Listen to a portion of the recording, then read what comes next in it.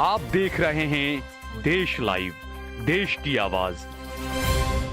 बड़ौदा के अंदर भी जिस ढंग से जो विश्व हिंदू परिषद के अध्यक्ष ने जिस तरीके से जो धमकी दी, और वो मैं मानता हूं मुस्लिम समाज से ज्यादा चैलेंज का मामला पुलिस के लिए था। बड़ौदा के अंदर जो मुस्लिम समाज की तरफ से पथराव हुआ, उसके विजुअल जो है वो मीडिया पे कंटिन्यू यानी बताया गया, यहाँ तक कि नेशनल चैनल पे भी, जबकि उसका दूसरा पक्ष कभी भी बताया नहीं गया। एक सम्माननीय गृह मंत्री हैं, वो बयान देते हैं कि अब लोग पत्थर, ऐसी कार्रवाई होगी कि लोग पत्थर को हाथ लगाने से डरेंगे। अरे हम भी यही चाहते हैं कि लोग पत्थर को हाथ लगाने से डरने चाहिए। गृह मंत्री जी, ये तो होना ही चाहिए डर और खौफ का माहौल, लेकिन ऐसा होगा कि सिर्फ एक तरफा कार्रवाई होगी। हर्ष संघवी जी, आपको ये बयानबाजी करके ये जो लोगों को, जो तुम्हारे अंध भक्त हैं, उनको तालियां पिटवाने से बेहतर ये है कि आपको अपना गलती को स्वीकार करना चाहिए और राजीनामा आपको भी देना चाहिए। सिर्फ बातें करने से और मीडिया में आके निवेदन देने से, आप हर्ष संघवी जी का जो निवेदन देखो, उनका निवेदन उसमें से साबित होता है कि वो एक तरफा कार्रवाई करने का नाम लेकर के निर्देश दे रहे हैं। यानी इतनी बेशर्मी। जहां मस्जिद आए, जहां दरगाह आए, वहां पे बिल्कुल लोगों के भड़काऊ यानी गाने बजाना, भड़काऊ नारे लगाना, लोगों को मजबूर करना। जब मजबूरी होती है तो चाहे हिंदू या मुसलमान अपने प्रोटेक्शन में उसको बाहर आ जाना पड़ता है, तो करेगा ही वो, सब बचाव के लिए।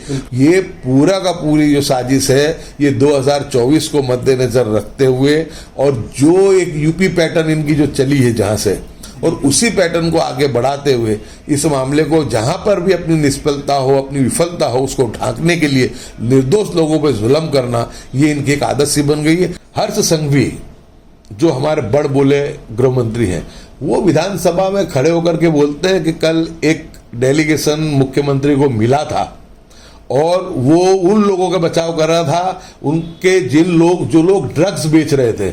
मैं गृह मंत्री से कहना चाहता हूं कि गृह मंत्री जी, आप जो कह रहे हैं कि ड्रग्स माफिया, अगर एक केस वहां पे ड्रग माफिया का बना था, उस ड्रग माफिया के मकान को तुम डिमोलिश कर देते, हमें कोई उससे ऐतराज नहीं होता।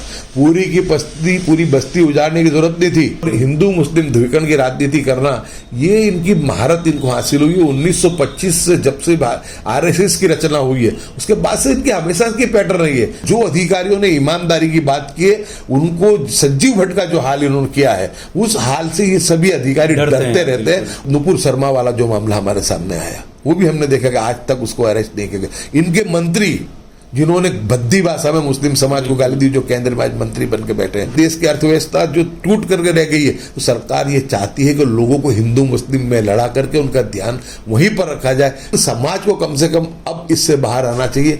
ऐसे वक्त में भी लोग जो है मसलक और फिरके को देखते हुए, मानता हूं कि इससे तो ज्यादा अब हमारे लिए दुख की और दर्द की कोई बात नहीं हो सकती। हमको कानूनी लड़ाई के लिए, सबको संविधान बचाने के लिए बाहर आना ही पड़ेगा और हिम्मत से हमको काम करना पड़ेगा। नहीं तो मैं ये देख रहा हूँ कि ये सरकार जिस तरीके से, जिस ढंग से काम कर रही है, ये सरकार इस देश को सिविल वॉर की तरफ ले जा रही है। ये सरकार के सामने सिर्फ मुस्लिम नहीं, जितने भी लोकशाही को चाहने वाले हैं, संविधान को चाहने वाले, देश की मानवता एकता को चाहने वाले, तमाम हिंदू मुस्लिम को एक होना पड़ेगा। अब इनके चक्कर में से हमको बाहर आना पड़ेगा। लोगों को धर्म की जो है वो अफीम पिला करके ये अपने जो है सियासत को चलाना चाहते हैं। पिछले दिनों से जो संसद, धर्म संसद के नाम पे जो नौटंकी हो रही है, मैं मानता हूं कि वो संत भी नहीं है, क्योंकि संत कभी भी ऐसी बातें नहीं करते हैं। संत तो हमेशा जो भी बात करते हैं उसमें प्रेम होता है, भाईचारा होता है, समाज के हित की उसमें बात की और समाज को बनाने की बात होती है।